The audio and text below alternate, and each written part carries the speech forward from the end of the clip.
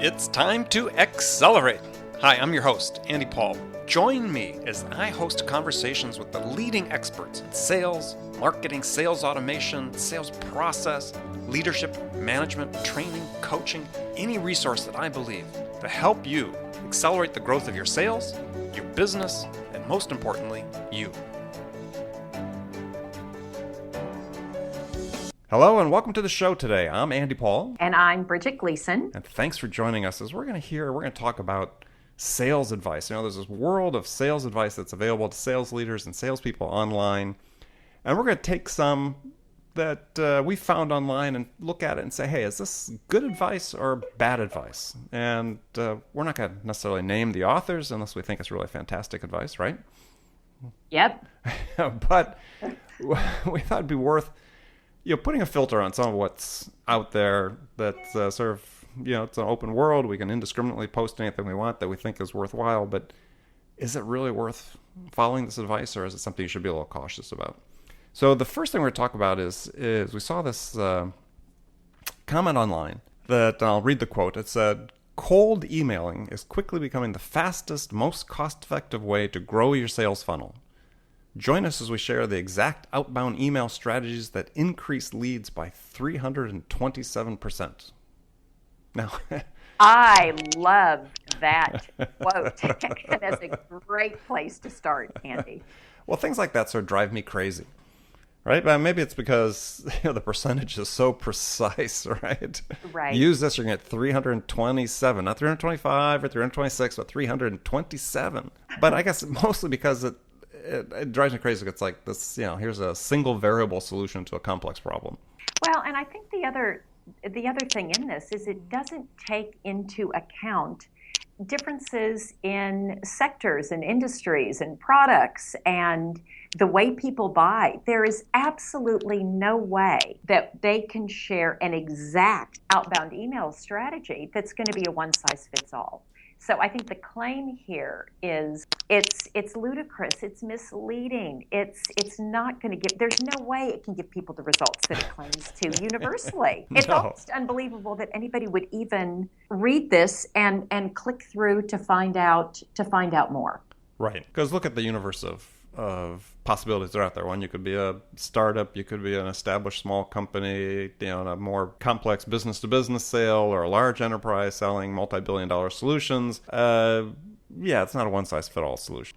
Well, and I think the danger with statements like this is, and you know this, Andy, really well, because you not only have been in the business for quite some time, but you do a lot of consulting for different stages of companies. And I found, particularly when I was doing consulting myself, is the people who fall for this and read this are people that are not very knowledgeable. So a CEO of a startup may read this and bring it to the new VP of sales and say, hey, why don't we can increase our VP of marketing, we can increase our leads by 327%. Why aren't you doing this? So it puts some pressure also on sales teams, then often marketing teams, as they come closer and closer together to say, hey, this is out there. Why don't you do this? Why aren't you getting 300%? So I think it sets also very unrealistic expectations, or can, because people who are reading it don't have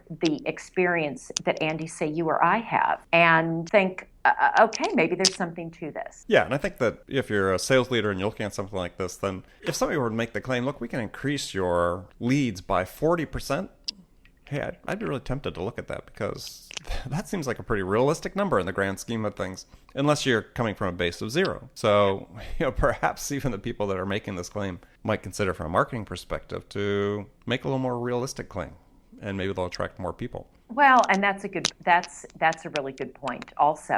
And I would hazard to guess that the reason they're not is there are probably plenty of credible people that are making realistic claims. And so this one really stands out. And then you get the person who really doesn't know. But there are more definitely out there that are making realistic, plausible, hey, there could be some good stuff in here. Right. But that's just my guess around that one, but that's crazy. It's crazy talk. I think we agree, right? All right, let's go on to the next one. Great. Now, okay, for the editor, we'll take a pause here. I think your jewelry's knocking against your microphone. Okay, thank you. I will. You're absolutely right. Corrected. Okay, perfect. All right, so let's go on to the next one. Here's from a blog. It said, 8 surefire ways to improve your sales performance. And I'll just read them, and then we'll go back and dissect them. Number 1, consistently set high sales goals. 2, hold reps accountable for those goals. 3, reward performance with incentives. 4, do not cap compensation. 5, continually train and coach your reps. 6, instill a culture of trust in the company and product. 7, keep improving your sales process. And finally, 8, make high performance the standard. Now, my reaction when I saw these 8 surefire ways to improve your sales performance was, these are really table stakes for having a sales force. Yeah, I think they're table stakes. And also, if I'm a manager, I look at these and they're so generic, I don't know what to do. Like make high performance the standard. Now, saying that, how does that improve your performance? And also, what do I do? What do I do? What are the actionable steps that I take to make high performance a standard? I think somebody reading this, it looks like, just like you said, Andy, table stakes and sort of a lot of like, let's post these on a wall. Yeah, and let's put it in the break room, right? Let's put this in the break room. But what action do I take? What action do I take on these? Some do not cap compensation. Okay, I don't know how that's going to improve the sales performance. No. So let's sort of dissect it a little bit. So if you're going to consistently set high sales goals, that's the number 1. Well, let's sort of define what an aggressive or a stretch goal is. I mean, you've a lot of experience running sales teams. When you set goals for individuals, by definition, they're going to be stretch goals, right? Well, you would hope. And again, it doesn't give any insight or assistance in what is high. What's high? Is it 10% over? What's a stretch goal? It gives no context also around that. So again, not very helpful in my opinion. Like maybe to put on a wall. Right. And try to motivate that way, but not super helpful, just not granular enough. Right. So maybe we could help people that have looked at this and heard this. Maybe we could give them some guidance relative to what's a reasonable, if you're setting sales goals for your salespeople from year to year, what's a range that you should expect relative to an increase for setting goals for salespeople? So I'll ask you that first. What would you say? Well, I mean, part of it is it has to align with what your overall goal is as a company, right?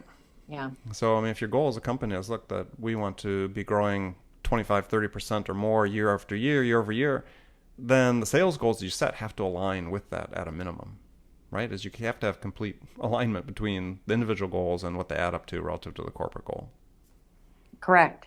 I would say the other thing here is looking at what sort of the lead velocity is, and especially in a SaaS business, that's going to be a big determinant and driver in a sales team's ability to hit goals.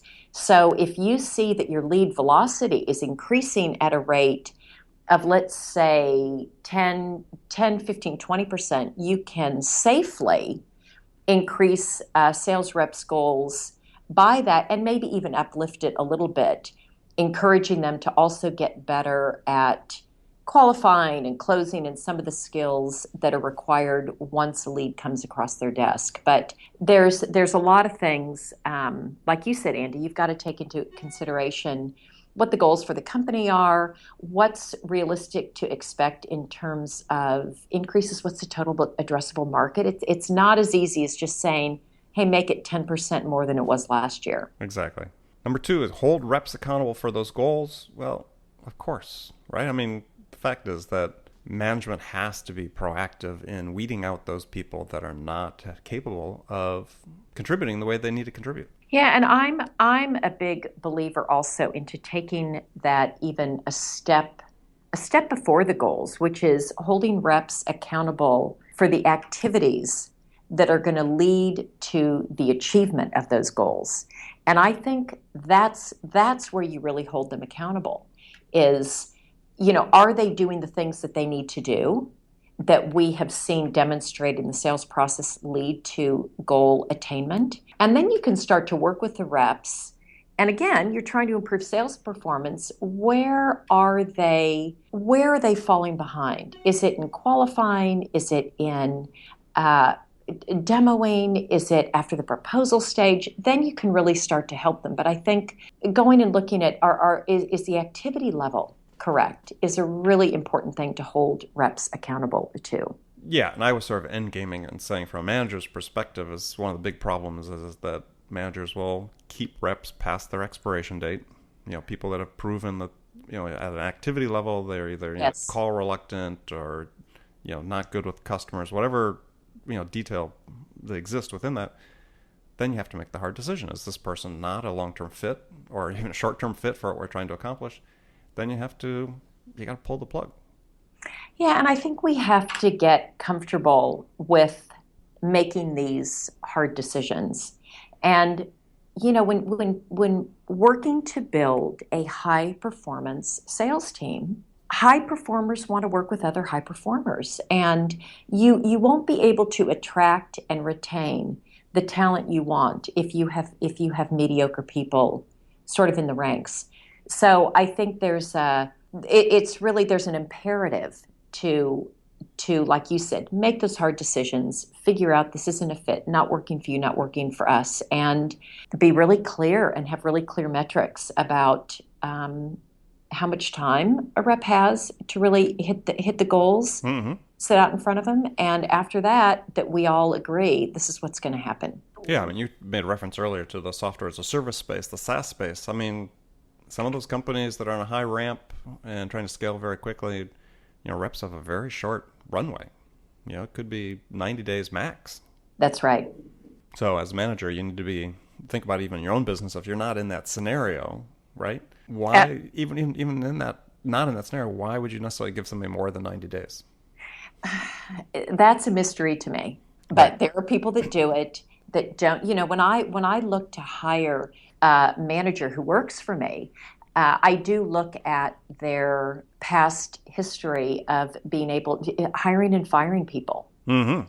You've got to be good at both and know who, right profiles to hire, and just be willing to make the hard decisions to fire in a timely manner. Don't let it drag out. Yeah. I mean, what I see oftentimes with companies that I work with when come in, sales have sort of stalled or stagnated, they need to get going. There's a group of people that are there that shouldn't be there still, demonstrate over a period of time that's just not the right fit for them. Doesn't mean they're not going to be perfectly productive somewhere else, but they're not a right fit for that environment.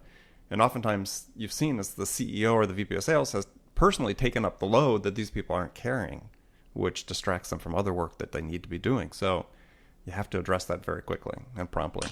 Yeah, and I think your point, Andy, is a really good one, that just because a rep is not successful in a particular environment does not mean that they won't be successful or can't be successful somewhere else. And give them, I sort of look at it as a manager, that I want to give the individuals on my team the best opportunity to be successful. And if they're not able to do it in the current environment, in some ways it's a kindness to cut them loose and encourage them to find that place where they can be successful. And I've seen in many situations, Andy, where I've brought in people that have been just crushed it at previous companies, and for some reason in the environment that I'd hired them into, it wasn't working. Yes, me too. And on the other side, people that just weren't, it just wasn't working. And they went on somewhere else and had stellar performance. So I just think giving salespeople, we need to put them in the best situation for them to be successful. And it's not always the place where we are. Right. And you're not doing them any favors, you're not doing yourself any favors, keeping them on too long. Absolutely. 100% in agreement. Like the rest of those motherhood and apple pie statements, we can sort of move on. Let's attack the next one. So here's an article I'd seen that someone said, here are the most important questions you should ask during an interview to hire a sales candidate. And I thought this would be a good one to discuss because some of these questions are just a little interesting. So Here's an old classic. Number one on this person's list was, what was your W-2 at your last job? It's so funny to read this one, Andy. I was talking to a former colleague of mine is actually interviewing today at a company, and he was talking absolutely about this. What do I tell them about my salary, about what I'm making and on target? We had this discussion. I said, hey, listen, common question, and I'm not saying this is a great one, but they can ask for your W-2. So the only answer you have here is to tell them what you made. Absolutely.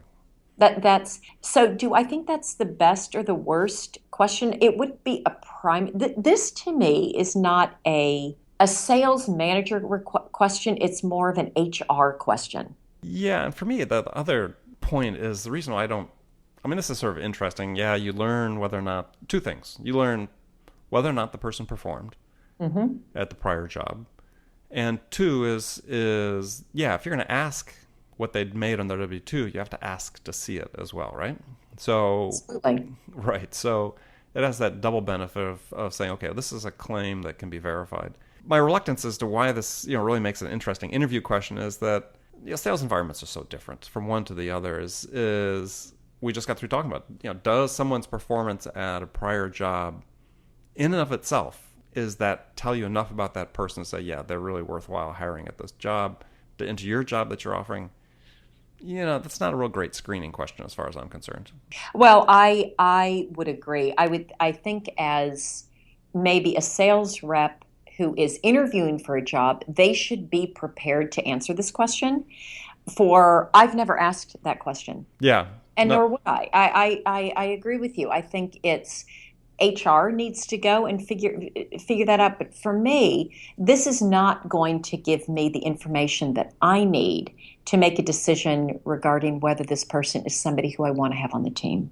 Right. So let me quickly read through the other questions this person advocates as being great questions asked. So the first was, what was your W-2? Number 2 is, what are you looking for in your next role? 3, how do you find your prospects? 4, what would it take for you to make a change? 5, do you work better alone or with direction? 6, why did you leave your prior company? 7, do you have any questions for me? And 8, who is the best salesperson you know? Now, I look at these. So here's an article advocating these are the best questions, 8 questions to ask somebody in a sales interview. And my problem is that actually these don't tell you anything about this prospect relative to the job you're hiring for. Yeah, I would agree with that. I was going through them thinking, do you have any questions for me? Yeah, hopefully they've got some questions. This isn't, when I look about the things that I screen for, like I think about, let's take a cultural fit. Mm-hmm. How does this help me screen for a cultural fit? How does it help me screen for, let's say, their level of ambition or prior success or how they handle failure? These questions aren't helping me get there. No. And I have a different approach too. I ask those questions, but more than most people, I really advocate starting with sort of a real factual based understanding of the candidate, right? I want to go through what they've done in the recent past, and I want to see how they achieved, and I want them to be able to me, it's really important that you be able to verify the claims they make. And so I'll do a really deep dive on their assertions about what they accomplished in prior work, because I think that is really a thing that you need to understand is A, are they being truthful, which is obviously the key thing, because that's going to be relative to trust. And as I like to say, I said in a blog post I posted today, an interview is no place for trust. And 2 is, do they have the capabilities? Just the basic capabilities, because I want to uncover whether they have those basic capabilities. And as a later step, I'm going to test whether they can actually do the things they say they can. So that's interesting. There are definitely different approaches to that. I don't start there. So, but I've been interviewed where people start there, where they go through have gone through my resume, with a fine-tooth comb, asking about each transition, about each job, about what I did, and basically just taking a really deep dive, like you do, Andy, in understanding sort of what got me to the place that I am today, which I think is like when I hear you say that, and having been in my past on the other side of it, it's a good way to start an interview. I tend to not start there, but I end up going there. So you start with it. I tend to start with maybe here's what I'm trying to figure out early on. I believe that my job as a sales leader is to provide an environment where motivated people can be successful. And so I really screen for it. Like, my job is not to be motivating. So I probably start with screening for sort of your determination, for how you handle conflict. In a tough situation, what do you do? I screen for ethics. I screen for coachability. I probably start with some of the more interpersonal. Is this a person who's going to be a good fit in the company, on the team, with the customers that we're dealing with? Do they have especially in a technical sale, do they have the ability to really sort of grok the particular domain that we're selling into? So I kind of start there, and then maybe a subsequent interview, I'll really dig deep into what you're saying, which I think is super important. Yeah, and I, as you said, approach it a different way. Maybe it's just male-female difference between could be. hard and soft approaches to it. Yeah. But I think I end up at the same spot, is I want to understand the logic of what got them there, right? So, and what were the motivations? What were the, as you said, how they handle conflict at previous jobs, and understand the story. That's what I'm really looking for, is right. What's that story that got them from where they were before to where they are today, and what they're aspiring to do in their careers going forward, and maybe a different approach for following, arriving at the same point. But yeah, you need to be able to uncover the things that you talked about and surface that and understand it. And the other time too is I really, I think people in general play a little loose and fast with resumes in terms of the content that's in there. As you talked about with your friend that was going to be asked the question with the W-2, is no choice. You have to tell the truth, right? Yeah. I want to see and make my own determinations is how are people dealing with that as they represent themselves in their story on the resume? Is it really the truth, or is this an amplified version that is not going to be the person that shows up to work? Yeah, and you bring up a really good point about people being loose and fast with their resumes, and I think that's sort of a danger. I look at that too. We can say anything. I can put anything I want on LinkedIn. I think the advantage we have today that we didn't have before is all these ways to connect and validate what someone is saying. And I think it's interesting now with references that I found that, people will put some references, they'll list certain references, and those, let's hope the references that people put down are going to give them positive references. Or powerful ones are the ones that you find and that you connect that they didn't give you. Right. And I think that's where you're able to go. As you said, you want to hear the story, and you want to hear the claims, and you want to hear what they say they're doing. And we've got a great ability to be able to go and validate that in a lot of cases. Just back channel. Yeah. Well, back channel. And I also am a big advocate of if someone makes a representation on their resume that, hey, I was 250% of quota, is say, okay, well, who can I talk to verify that? Yeah, that's absolutely. I think if it's fair game, if it's on the resume and they're claiming they're the superstar, then you need to be able to provide me a source that's not your reference, that's your hand-selected person that's going to give me the good word about you. You need to give me somebody else that I can talk to, and permission for them to tell me whether or not you did this. Right. And I think part of what you're part of what we're driving out here, which is it's sort of unfortunate that we're having to drive at it, but as you said, people can be a little loose and fast, is just integrity. Are you representing yourself accurately? And what can I expect from you working here? I would rather somebody tell me I was 92% a plan and here's why, than try to sort of exaggerate. Well, they put 108%, but well, I would have been 108 if my territory was right.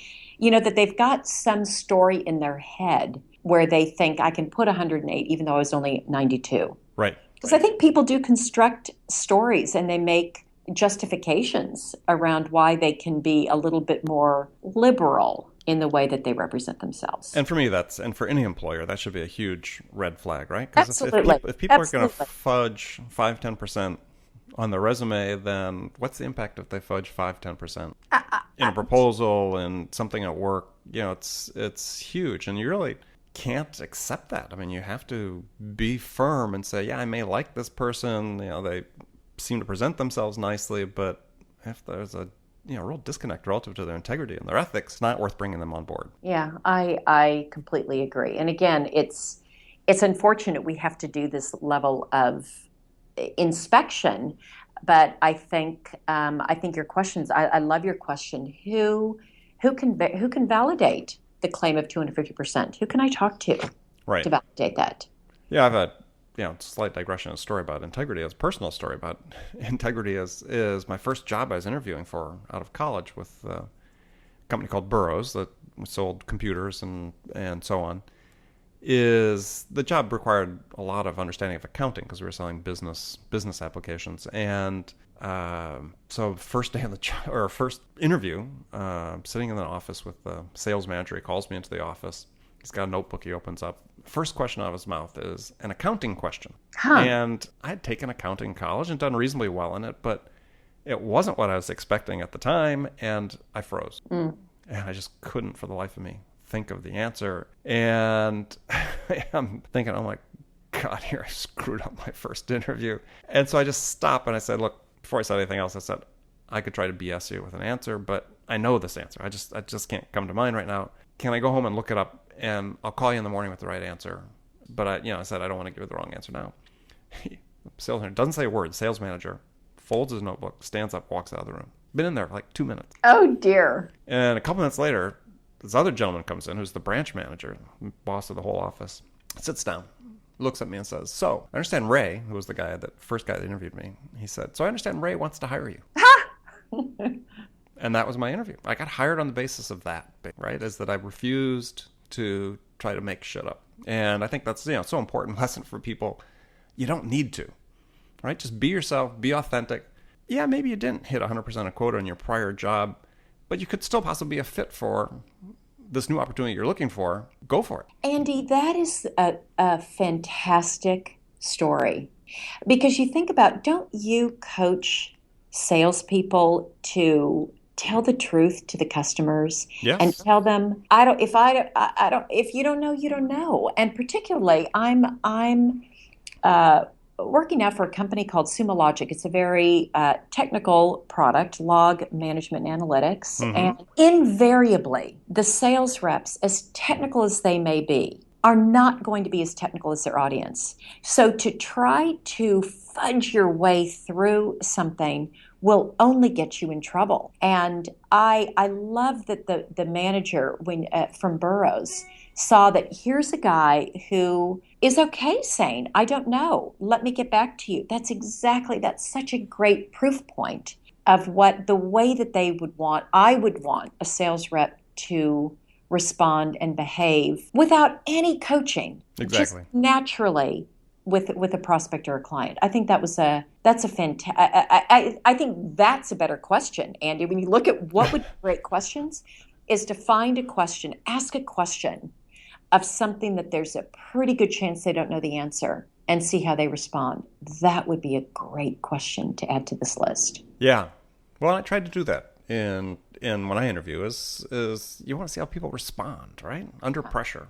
When they have to make a choice, do they make the right decision? Right. And that's the type of person, if you can find the person that makes the right decision, then they're probably coachable on a lot of other things that you want them to do, and they'd be a good person to find and hang on to.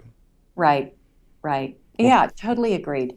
Well, good. All right, we've come to the end of this episode. So we've reviewed some big fat claims that somebody had made that probably didn't need to make in order to attract attention, and we urged people that see those types of claims to, be a little leery if people are very precise about, hey, we can increase your business 327%. Maybe look for the one that says they can do it 50%. That might be a better way to go. We looked at some standards for improving or ways to improve sales performance. They're a little motherhood and apple pie. If you're going to take advice about how to improve your sales performance, look for the advice that says, here's some very specific things you can do. Maybe even some quantifiable things you can do in terms of what Bridget talked about, measuring activities. That's good advice you should look for to help you. And as far as interviewing questions, the last ones we came up with, again, vague general questions don't tell you enough about the person. Look for the cultural fit, as Bridget talked about. And as I mentioned, is dig into the detail, understand their story, how they got from where they were to where they are. And that's a much better way for you to proceed if you're interviewing. Take as much of the sort of standard emotion out of it that you can and find the right person. Anything else to add, Bridget? I think you summed it up great, Andy. Really, really enjoyed the conversation. Thank you. Yeah, well, thank you. And we'll be back again with another look at sales advice online that you find. Good advice or bad advice will help you make a determination about which one it is. In the meantime, this is Andy Paul. And Bridget Gleason. And we'll look forward to talking to you again in the future. Thanks for listening to the show. If you like what you heard and want to make sure you don't miss any upcoming episodes, please subscribe to this podcast on iTunes or Stitcher.com. For more information about today's guest, visit my website at andypaul.com.